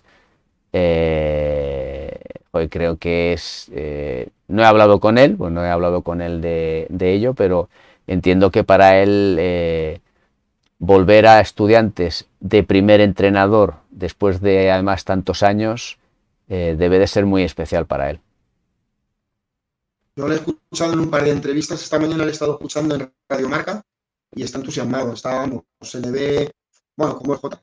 Es que Jota es siempre positividad y es todo alegría, ¿no? Y yo le veo súper ilusionado. Además eso, o sea, me encanta que le vuelvan a contratar en ACB, porque yo creo que es de los entrenadores españoles más preparados que conozco. Y además, por el tipo de persona que es una persona a la que siempre quieres tener cerca, y yo me alegro muchísimo por él. Yo antes, cuando hablaba de que no soy de ningún equipo, yo, si Jota trabaja en Zaragoza, los partidos de Zaragoza hay que verlos. Si Jota ahora está en Estudiantes, los partidos de Estudiantes los veo, porque me encanta cómo juega, me encanta su estilo, y bueno, de hecho para mí Jota es un referente. Yo de Jota aprendo una barbaridad. Una barbaridad. Yo cuando entreno con mi equipo senior, muchos de los detalles que le explico y tal y cual, digo, pues cuidado que esto se lo he visto a Jota, ¿eh? Esto lo he copiado de Jota, lo he aprendido de Jota, y creo que esto es un detalle importante. Y sí, la verdad es que sí, que es una persona, aparte que también es compañero de la asociación, es de los nuestros, de los que estamos ahí peleando por la dignidad de la profesión. Pues sí, me alegro muchísimo.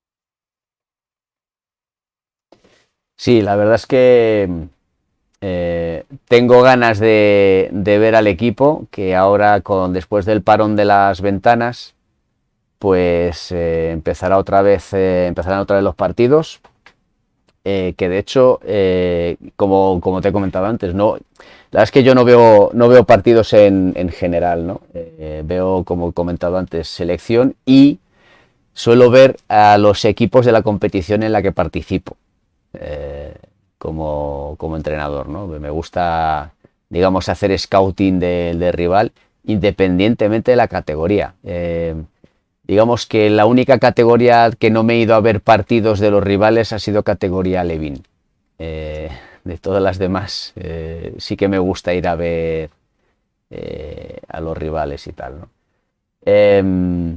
Entonces, bueno, tengo ganas de que arranque otra vez después de las ventanas y en cuanto pueda ver a Estudiantes, pues lo voy a ver porque a mí me pasa algo parecido. Me gusta ver el carácter J en sus equipos y ya te digo, además, si él está implicado siempre al 120%, yo creo que en el caso de Estudiantes va a estar al 220%. Porque es su casa. O sea, él estuvo allí 18 años hasta que dejó de estarlo. Y bueno, espero no tardando poder charlar un ratillo con él y nada, que me cuente qué tal, que bueno, que va a ser tremendo. Voy a aprovechar que he metido la cuñita de las ventanas. Y aprovechando tu participación en el podcast que hicimos en el chat sobre tu opinión de las ventanas, ¿qué piensas sobre lo que pienso yo sobre las ventanas? Que sé que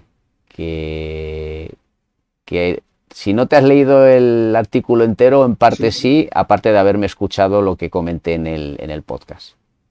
Leído. No, bueno, pues me parece estupendo. Sí, cualquier opinión es muy respetable y comparto cosas de lo que tú defiendes, pero hay otras cosas que no. Yo creo que las ventanas, tal y como están organizadas ahora, tienen el hándicap de que faltan muchos buenos jugadores porque son incompatibles con sus competiciones. Que podrían obligar a las federaciones a venir. Yo creo que sería una guerra insufrible. Si todas las federaciones empezaran a obligar a sus jugadores, liaríamos una batalla campal. Sería tremendo.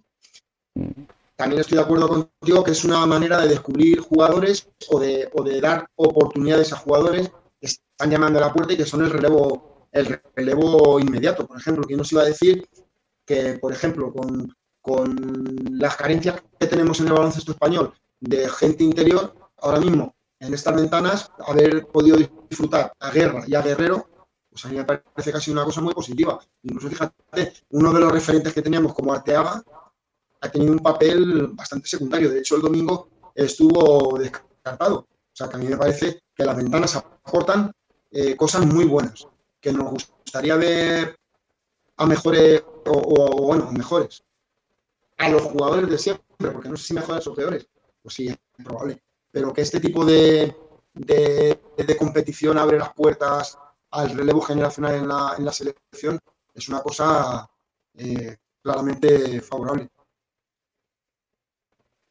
Pues te voy a hacer un comentario sobre... No he terminado de verlo porque no pude ver el partido ayer en directo de España-Israel. Voy por final de la primera parte. No me he dado tiempo esta tarde a terminar de verlo. Pero viendo el partido de Israel, se me ha venido a la cabeza un tipo de baloncesto, la selección española, que hacía tiempo que no veía, y es a raíz de la actitud de Darío Brizuela en ataque. Es decir, me ha recordado, evidentemente hay una diferencia bastante importante, ¿no? Pero me ha recordado a la selección de la época de Epi, en la que atrás se trabajaba mucho porque el partido de Polonia en defensa se trabajó, bueno, bien, Menos. no tanto, pero menos. Pero en el partido de Israel, yo creo que la actividad defensiva ha sido más importante que en la de Polonia. Pero era defender atrás, apretar, cerrar muy bien el rebote y salir corriendo. Y tanto en el partido de Polonia como en el de Israel, si Darío Brizuela estaba en la transición ofensiva con el balón, finalizaba. Sí, el 90 y muchos por ciento de las veces finalizaba y casi siempre sacaba algo positivo, ¿no? Y no sé a quién se lo vi en algún comentario en Facebook diciendo que Darío Brizuela es un chupón. Eh, por eso decía que me parecía que relacionaba un poquito el baloncesto de selección de antes, un poquito, digamos, a esa imagen, ¿no? De atrás defendiendo y a correr, ¿no? Que en transición ofensiva tanto Polonia como Israel no han podido con España.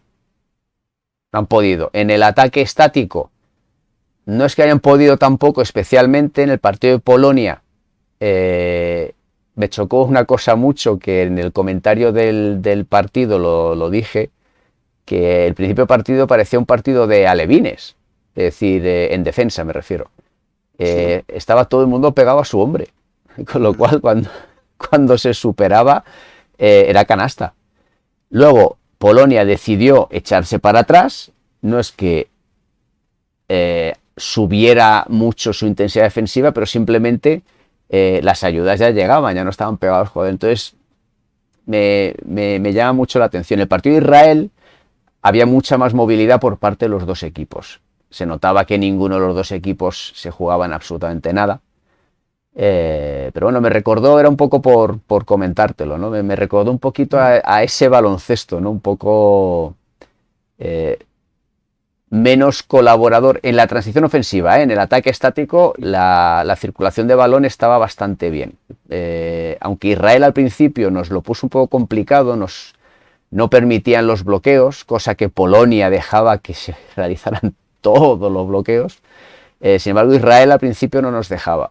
Y bueno, ya te digo, en la transición ofensiva me recordaba un poquito al baloncesto de final de los 90, una cosa así, ¿no? De la selección.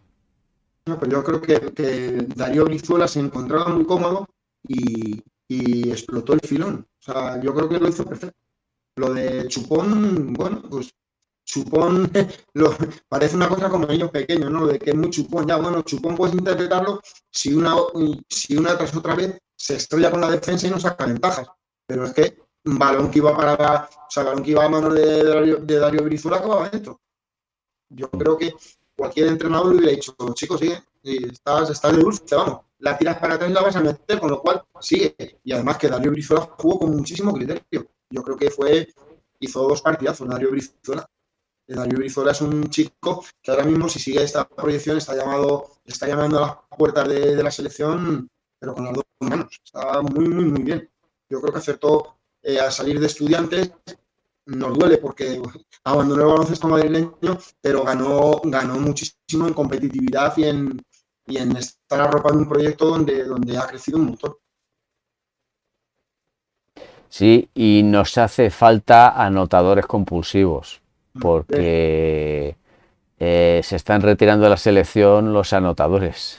y, y porque una de las cosas que ha tenido esta selección siempre es la capacidad de anotación de muchos jugadores, no como antes, ¿no? Te acuérdate. Bueno, hace poco han recordado en Twitter el partido de Epi que metió 54 puntos con la selección. ¿Selección? Ay, no, me estoy confundiendo, no, perdona. No, fue con el Barcelona. Fue con el Barcelona. Pero vamos, Epi fue máximo anotador de la selección muchos años. Y cuando él no metía, costaba mucho anotar. Costaba cierto. mucho anotar, ¿no? Y, y bueno, el baloncesto actual es bastante más coral, pero al final del día el jugador que sabe sacar ventajas beneficia al equipo siempre, ¿no? Porque si no anota, saca faltas, y si no anota, puede absorber defensa porque está atacando, ¿no? Que bueno, es algo que le decimos siempre a nuestros jugadores. Tenemos que hacer que parezca que atacamos el 100% de las veces, ¿no? Que la defensa esté pendiente. Como Y dice eso, el baloncesto, es el arte de disfrutar de las ventajas. Yo creo que ahora mismo Darío Brizuela el otro día en ese sentido lo hizo fantástico. Fantástico. sí, sí. A mí a veces me pone un poquito nervioso, pero hay que reconocer que por lo menos en lo que yo le he visto con la selección, saca ventajas 7 de cada 10 veces. Y ostras, eso es beneficio, ¿eh? Eso es mucho beneficio. claramente. Mm, sí, sí, sí. Y nada, bueno, ¿piensas que va a haber juegos? Uf, la pregunta del millón. Pues yo supongo que sí, que al final se habilitarán las medidas que sean necesarias para que el negocio del deporte de élite no pare, porque al final es un negocio y los juegos forman parte del negocio. Yo supongo que va a haber. ¿Cómo? ¿Con qué medidas? Pues no sé, pero yo creo que sí que va a haber Juegos Olímpicos. Es un, el deporte de élite es un negocio y no van a parar el negocio habiendo posibilidad de tomar medidas, que haya que vacunar, que haya que hacer burbujas, pero yo estoy convencido de que juegos va a haber.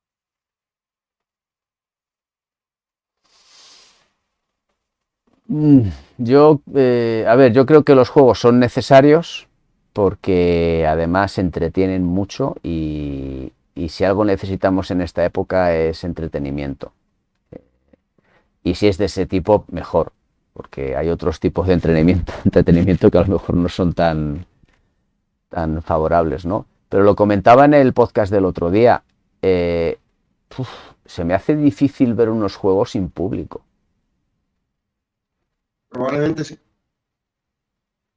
probablemente sea sin público. Yo creo que sí, que será sin público. Ahora mismo es inconcebible aglutinar a tantísima gente en torno a los espectáculos deportivos, ya no dentro de las propias instalaciones, sino lo que se genera de movimiento alrededor. Yo creo que es inviable, pero que como negocio los derechos de televisión son un dineral y va a seguir funcionando. O sea, yo creo que no lo van a parar, aunque tengan que arbitrar las medidas que tengan que arbitrar. Yo creo que quizás los ingresos de taquilla sean una parte pequeña de los ingresos que puedes generar unos Juegos Olímpicos y lo van a mantener. Yo creo que sí. Además, yo creo que es necesario. Por lo que tú dices, por lo que el valor que va a aportar a la sociedad esta actividad eh, es necesario.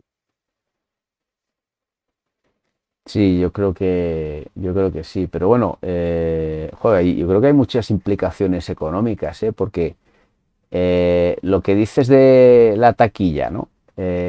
Hombre, yo creo que es importante, pero es que no es solo la taquilla, es el consumo que hay mientras se está allí, porque claro, la gente que va a unos Juegos Olímpicos de espectador, va a ver la competición de baloncesto, termina y luego se va a ver la de hockey, y luego termina y se va a ver la de tenis, y mientras tanto se están comiendo, están bebiendo, están comprando merchandising, es decir, ahí hay una cantidad de ingresos diferentes que desaparecen, que desaparecen. Entonces, para la sede, Sí, es muy difícil recuperar la inversión. la Mira, inversión, sí. el otro día escuché en la radio que hablaban de que Televisión Española es la única televisión nacional, pública y privada que va a optar a comprar juegos, porque las privadas no quieren. Pero el motivo que no querían, porque decían que los Juegos Olímpicos en general, para el tiempo que es y la audiencia que generan, son baratos, entre comillas, ¿no? Porque estamos hablando de que era un coste, no sé si dijeron, de 40 millones de euros, ¿no? Que pues es una barbaridad de pasta, pero estamos hablando de un evento planetario en el que tienes unas audiencias garantizadas y en fases finales picos de audiencia tremendos, ¿no?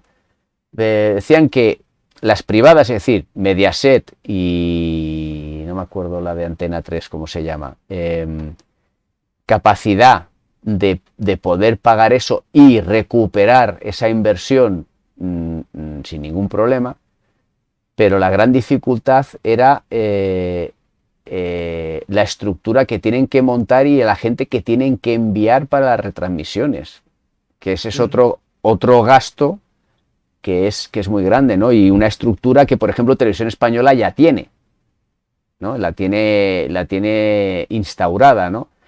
Entonces, claro, Televisión Española se tiene, entre comillas, que quedar con los Juegos Olímpicos, porque ninguna entidad privada la quiere. Me parece una putada, muy gorda. Es decir, a lo mejor Televisión Española no debería hacer ese gasto. Aunque ya te digo una cosa, estamos acostumbrados históricamente a que sea Televisión Española y los profesionales que lo retransmiten ya tienen una experiencia enorme. Veo difícil, o sea, visto por ejemplo desde la perspectiva de las ventanas, ¿no? Hay que agradecer que Mediaset haya sido el único canal que por desgracia ha tenido el valor de coger los derechos, que eso me parece una auténtica vergüenza que solo Mediaset lo haga. Pero ostras, es que los comentaristas son de traca. Y luego el canal en el que ponen los partidos es un desprecio tremendo. Pero, a diferencia de lo que hizo Televisión Española durante mucho tiempo, no te cortan el partido. Claro. Entonces, la poca promoción que han hecho de ellos. Nula. Pero ahí tiene mucha culpa la Federación Española. Ahí yo lo siento mucho, tiene mucha culpa la Federación Española. Yo estoy, cada vez que llega una ventana o amistosos de la selección, preparatorios, etcétera, estamos a un día o incluso, a 2 días o incluso a un día del partido y no sabes el canal en el que se va a emitir. Pero, ¿cómo puede? O sea, independientemente de que me parezca mal que se hayan puesto las ventanas en Bimat, dices, vale, como no va Pau, no va Marc, no va Ricky, no va Jul, no tiene interés, pues oye, en 4 no lo voy a poner porque, oye, la audiencia... Perdona, ¿por qué no? Es la selección española de baloncesto, campeona del mundo. Pero sin embargo hay que agradecerles que sí lo pongan, porque es que si no es por ellos... No lo vemos. No lo vemos. No lo vemos en streaming. Claro. Por el canal FEP. Y la audiencia es una castaña por lo que tú has dicho. Porque no se promociona, hay promoción cero. Promoción cero. O sea, yo creo que soy la persona que más lo promociona en redes, por encima de la Federación y de Mediaset. No me jodas, es lamentable, yo no soy nadie, es una mierda pinchar un palo, no tengo audiencia. Y un dato importante, un socio de Sky en el banquillo de España, lo de Escariolo, cuidado. Sí, señor. Nuestro querido Luis Will. Sí, exacto. Campeón del mundo y socio de AppCamp. Y socio de AppCamp. Sí. Pues sí, un poco triste, pero bueno. También es verdad que luego el producto del baloncesto interesa poco a la gente, porque yo pregunto en la escuela a los chavales y ven muy poco baloncesto europeo en la tele. En NBA ven bastante, consumen bastante NBA, pero baloncesto europeo, yo no sé si el martes, mañana cuando reanude los entrenamientos, si pregunto en la escuela si algún crío habrá visto el partido, lo mismo me llevo la sorpresa de que he sido el único que lo ha visto. Se consume muy poquito baloncesto, entonces a lo mejor también es un dato que tendríamos que hacernos mirar nosotros. Si el aficionado al baloncesto consume el producto o no lo consume, o somos más de jugar que de consumir o de ver baloncesto en la tele. Pero te voy a hacer una pregunta. Yo ahí estoy de acuerdo en una cosa y en otra discrepo. A ver, en una estoy de acuerdo contigo porque yo no veo baloncesto, ¿vale? Y yo veo lo que me interesa, que es la selección. Eso es lo que más me interesa, siempre me ha interesado. Y cuando me junto con amigos, que ahora no puedes hacerlo, para ver una final de Copa, una final de Liga o una final de la NBA o incluso el bodrio del All-Star, es porque estás quedando con unos amigos. Eso. Y es una excusa para quedar. En mi caso, en mi caso. En lo que discrepo es que no tiene interés. Lo que tiene interés es lo que se promociona. Por ejemplo, el fútbol, que es el deporte rey en España, el fútbol lo conoce y lo sigue desde el que odia el fútbol hasta el que lo ama. ¿Por qué? Porque está todo el puto día en las noticias. Entonces siempre hay alguna noticia que al que menos le gusta le llama la atención. Yo el fútbol no lo sigo, en absoluto, pero me he enterado de la movida de Messi, de lo del contrato, que ya te digo que me la trae al pairo el contrato. O sea, si se lo pagan es cosa del Barcelona, a mí qué más me da. O sea, es que me es indiferente. Pero me he enterado. Me he enterado. Del baloncesto, no, de la NBA, ¿por qué se enteran?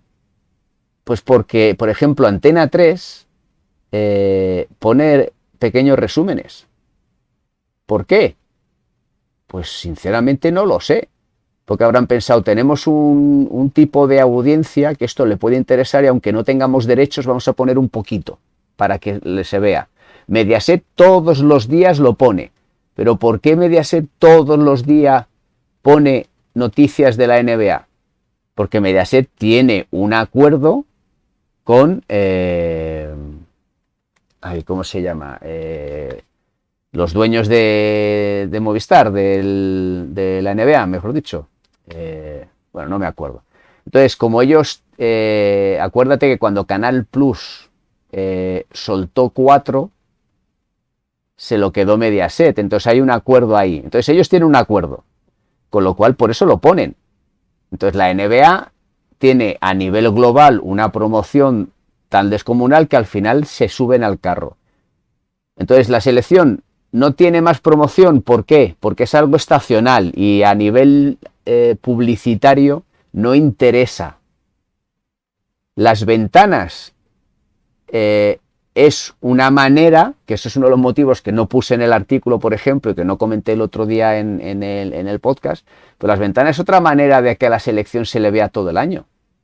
¿Qué pasa? Desaparecieron en su momento y ahora quieren volver. Eso fue el gran error de FIBA. Si FIBA hubiera seguido como lo hacía hasta los años 90, a la selección se le hubiera visto más a menudo. Ahora quieren volver a meterse y no les dejan, ¿no? Pero al final, el resumen de todo este speech que te he soltado ahora, que sabes que soy mucho de soltar el speech, tiene que ver con la promoción. Es promocionar. Si tú promocionas algo, la gente lo va a ver. Y no tiene que necesariamente ser gente del mundo del baloncesto. El baloncesto se va a ver si tú lo promocionas. Un Madrid-Barça en abierto de baloncesto se va a ver siempre. ¿Por qué? Porque es un Madrid y un Barça, uno contra el otro, que es lo que se ha vendido durante décadas, ¿no? Madrid contra Barcelona. Entonces, por eso te digo, yo creo que es la publicidad, es la promoción, lo que da. Y si tú tienes detrás a alguien que te lo va a promocionar, puede ser el deporte más básico, simple y menos seguido del mundo, que como se promocione, la gente lo ve. Y la gente lo ve. Vamos, en mi opinión. Totalmente de acuerdo. Bueno, pues, oye, hemos echado un ratito entretenido. Sí. Llevamos un par de horitas aquí intercambiando opiniones, muy agradable, muy ameno. Yo te agradezco mucho que hayas querido participar de esta sección de Radio Básquet Moy, que es la de Charlamos, ¿no? Y en este caso, digamos, de la parte de entrenador, ¿no? Porque, como sabes, tengo la parte de jugadores o exjugadores, que es otro tipo de conversación. Y bueno, en algún momento cogeré la del aficionado, del que le gusta el baloncesto y que le puede más la pasión que otra cosa, que esa conversación a lo mejor tiras por otros derroteros. Pues sí. Pues nada, lo dicho, mil gracias por haber participado en esta charleta y lo he disfrutado mucho. Muchísimas gracias, Juan Fermín. Igualmente, muchísimas gracias.